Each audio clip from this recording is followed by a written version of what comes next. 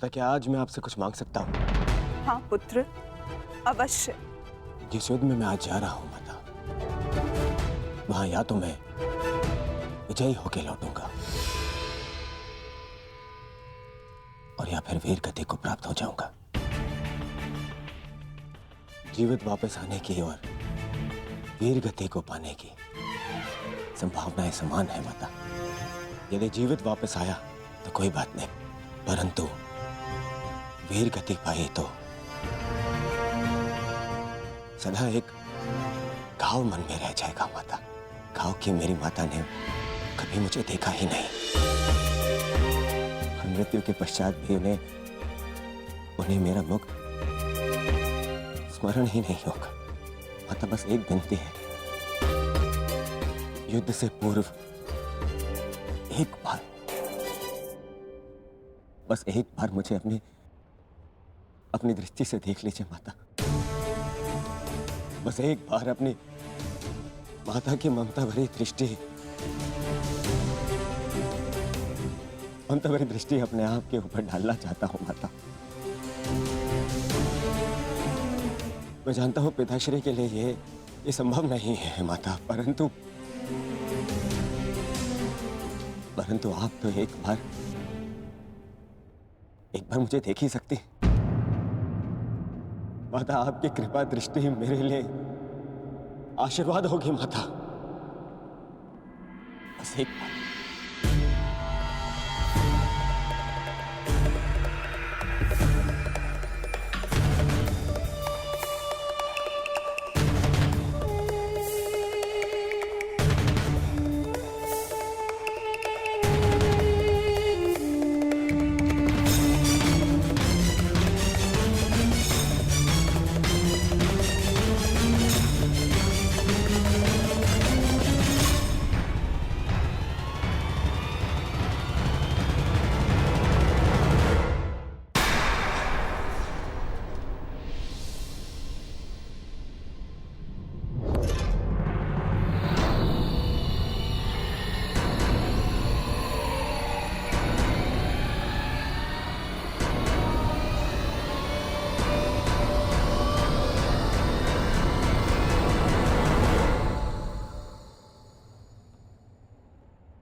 नहीं पुत्र नहीं, अभी सही समय नहीं आया है। परंतु ये माता वचन देती है कि जिस दिन तुम्हें मेरी दृष्टि की आवश्यकता पड़ेगी, उस दिन ये माता अपने पुत्र के लिए अपने पति को दिया प्रण भी भूल जाएगी।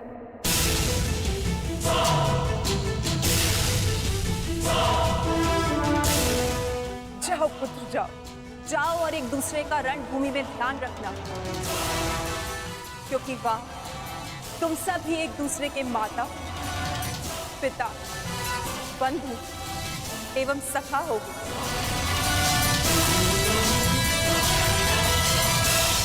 अब आज्ञा दीजिए और आशीर्वाद दीजिए। आज मुझे आपके आशीर्वाद की बहुत आवश्यकता है।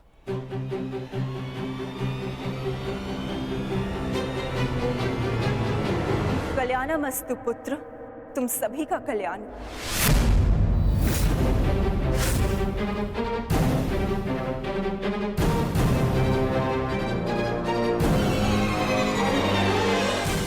आपने विजयी भव का आशीर्वाद नहीं दिया माता।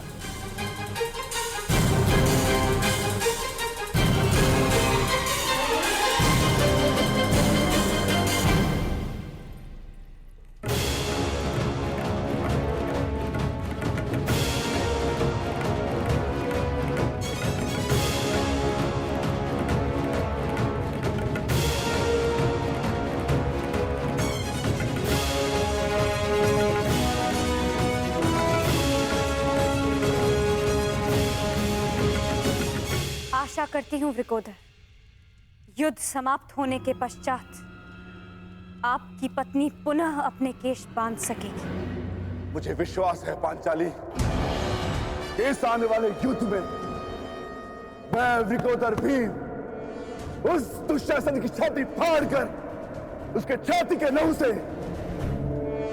तुम्हारे केश सींच पाऊंगा।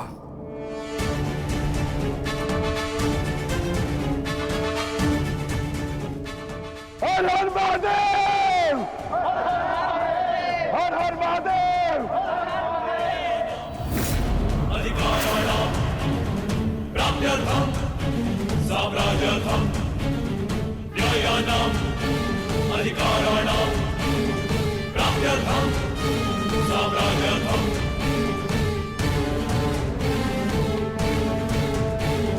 गुरुकलहो क्रूरोपेशः रत्नविदं सत्याग्रहः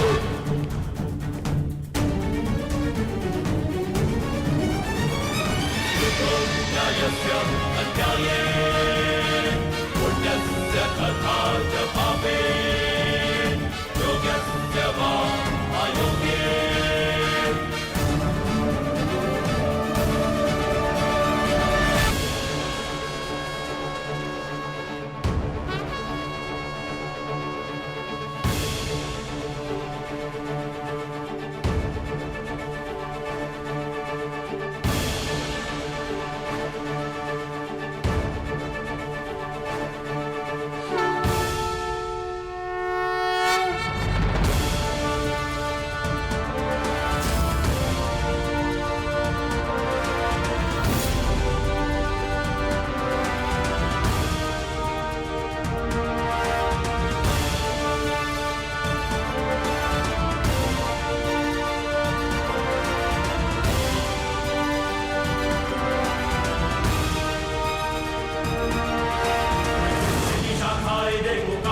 स्वयं को निकली पाप अभिमान की होली देखो डरने को चली पहले पुत्र को आशीष मां के ममता ही छुटे महाविनाशी अग्नि का महाशाप सहे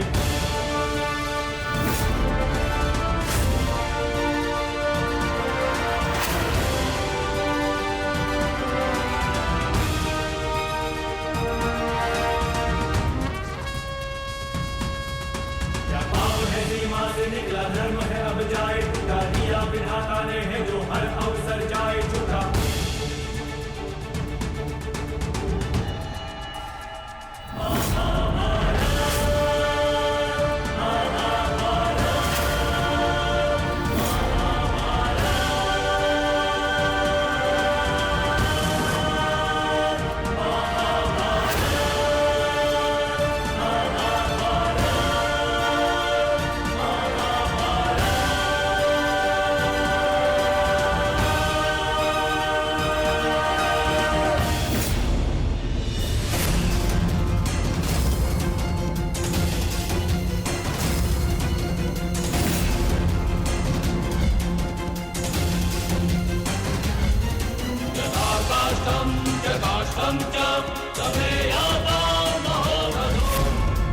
लक्ष्य भेदवान था।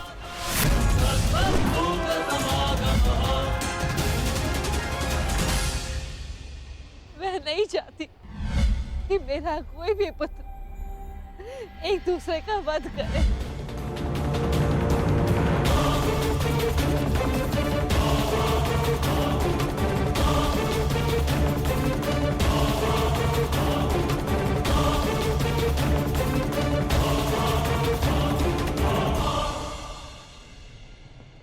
यही युद्ध की विभीषा है।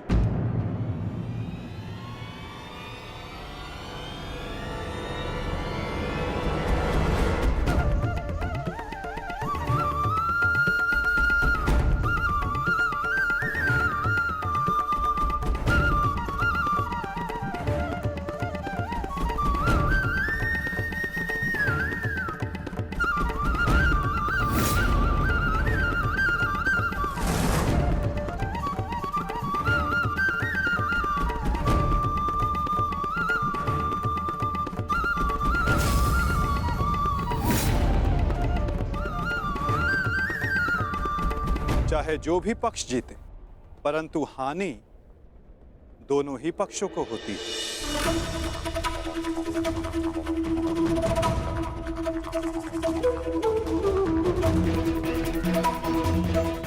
युद्ध की हानि तो उन्हें होती ही जो युद्ध में भाग लेते, और उन्हें भी होती जो युद्ध में भाग नहीं लेते।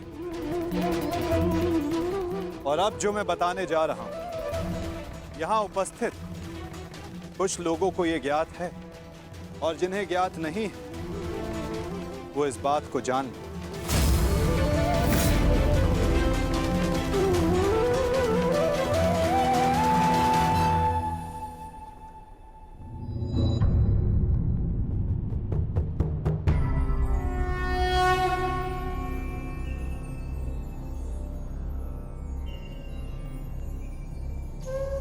इस युद्ध के लिए ये कुरुक्षेत्र की भूमि उचित क्यों है?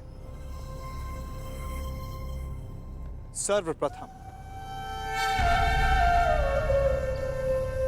ये धरती कुरुवंश के अधिकार में आती, इसलिए इस धरती पर कौरव और पांडव इन दोनों का समान अधिकार है।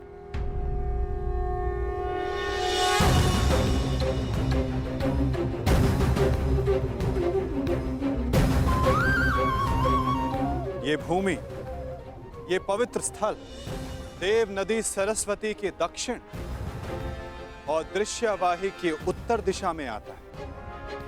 ये भूमि, ये भगवान परशुराम के यज्ञ कुंडों से घिरा हुआ है और उन भगवान परशुराम के 3 शिष्य भी इस युद्ध में भाग ले रहे हैं। महर्षि कुरु ने बरसों तक इस भूमि को जोता और देवों से यह वरदान प्राप्त किया कि जो भी इस भूमि पर मृत्यु प्राप्त करेगा उसे मुक्ति मिलेगी, स्वर्ग मिलेगा।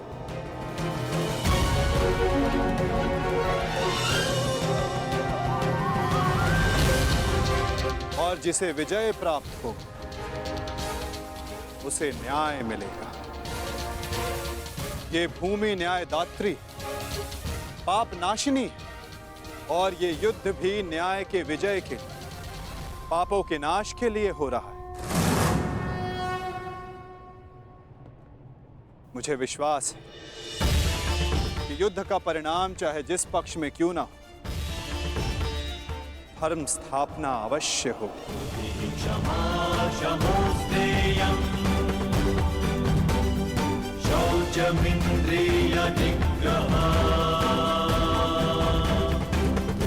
आज से 1 सप्ताह के बाद युद्ध की तिथि निर्धारित हुई। दोनों ही पक्षों के पास युद्ध की तैयारियां करने के लिए 1 सप्ताह का समय है।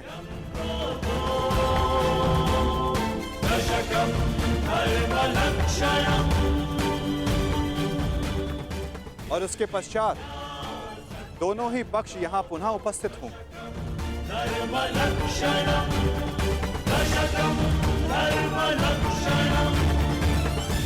युद्ध के नियम निर्धारित करेंगे, फिर आरंभ होगा महाभारत का।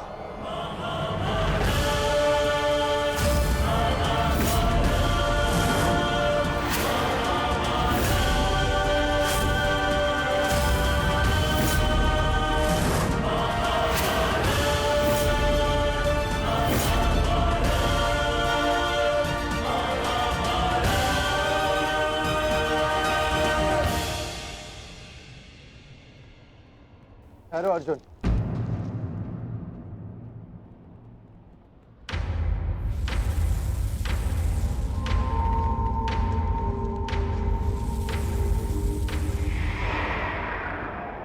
युद्ध से पहले भी आप हमारे श्रद्धेय थे, युद्ध में भी होंगे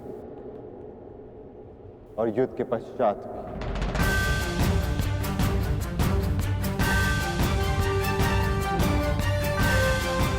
प्रणिपात। आयुष्मान भव।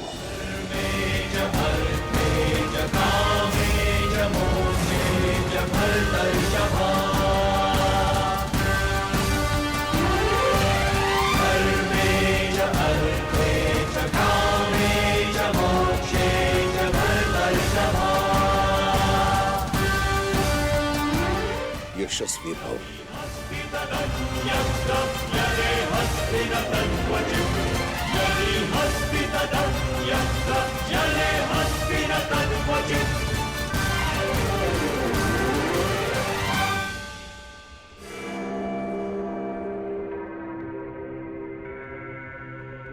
ये क्या था पितामह?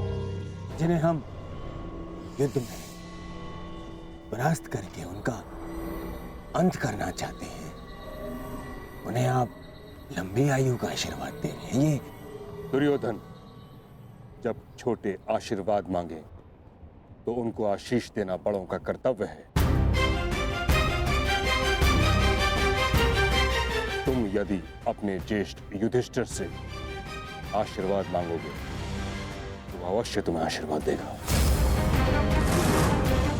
इतनी बड़ी सेना है तुम्हारे पास, मेरे केवल एक आशीर्वाद देने से तुम अपना आत्मविश्वास खो बैठे। तुमने जो चाहा तुम्हें मिला, वो सब कुछ तुम्हारे पास है जो तुम्हें चाहिए। मैं तुम्हारे पक्ष में इस युद्ध में खड़ा हूं, परंतु पांडवों को भी मेरे आशीर्वाद का अधिकार है।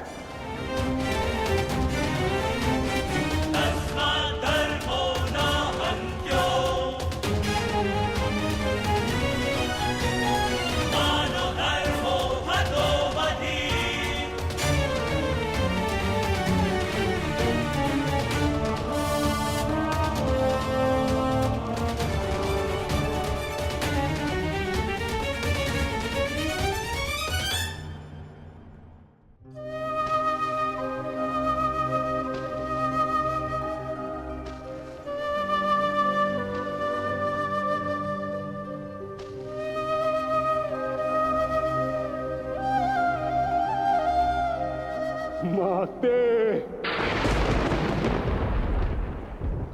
प्रकट होइए माते।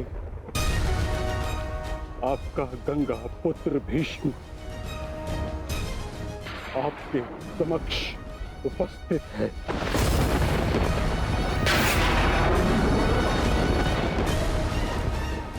क्या मेरी आवाज आप तक नहीं पहुंच रही?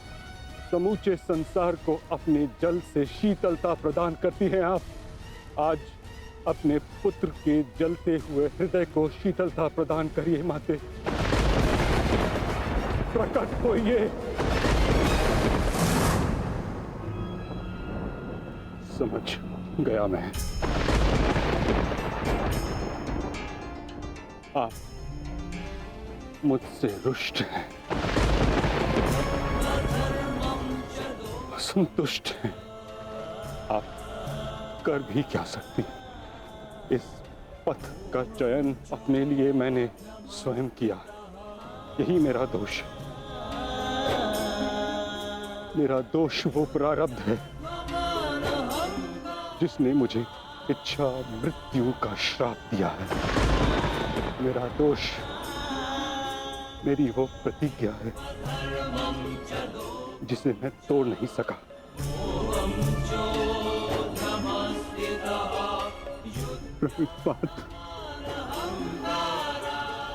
आज आपका ये पुत्र आपके आशीर्वाद के बिना ही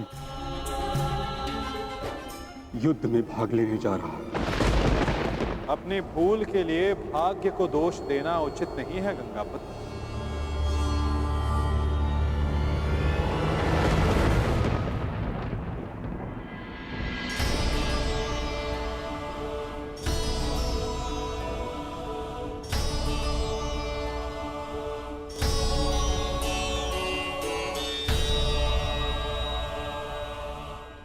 एक योद्धा को इस अवस्था में देखना भी तो उचित नहीं वासुदेव। मेरे समक्ष केवल एक योद्धा ही कहां खड़ा है।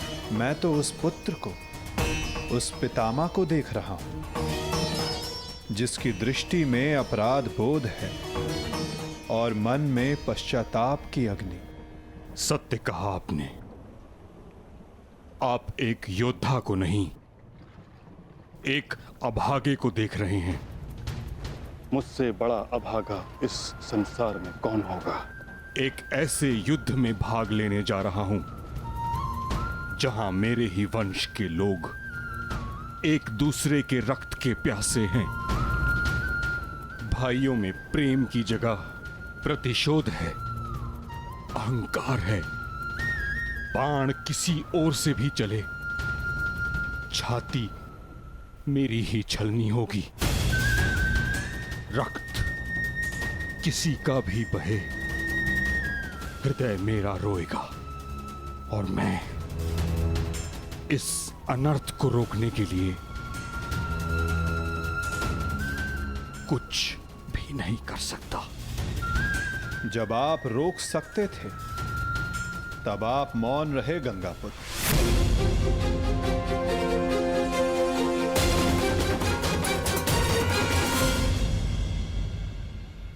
इस युद्ध को संभव बनाने में आपका भी योगदान है गंगापुत्र। उस अधर्म के आप भी भागीदार थे। भागीदार नहीं वासुदेव, विवश था मैं अपने वचन से, अपनी प्रतिज्ञा से बंधा हुआ था। आपकी प्रतिज्ञा हस्तिनापुर के सिंहासन की रक्षा करना थी और हस्तिनापुर एक वस्तु, एक राज्य नहीं, एक सोच थी जो भारत में धर्म का उदय कर रही थी।